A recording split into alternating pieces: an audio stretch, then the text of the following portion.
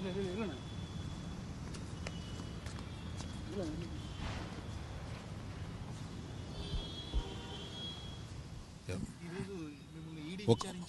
నిమిషం.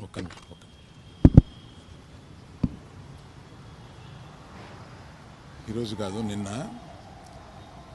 నేను 2017లో ఒక ప్రాపర్టీ కొన్నాను. ఆ ప్రాపర్టీ కొన్నప్పుడు అందులో ఒక మైనర్ వాటాదారుడి భాగం ఉంటే అది నేను కొన్న తర్వాత అతను ఈడీ ప్రాబ్లం ఏదో ఉంది, అతను బ్యాంకు లోను తీసుకుని అది ఏదో కట్టలేదు, దాని మీద అతనికి ఈడీ ఎంక్వైరీ ఉంది.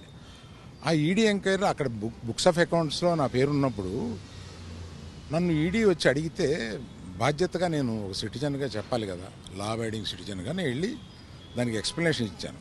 దానికి సంబంధించిన అకౌంట్ అదే అడిగారు.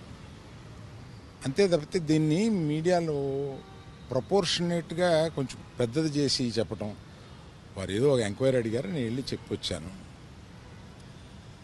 ఇంతకు తప్పితే నేను చెప్పేది ఏమీ లేదు.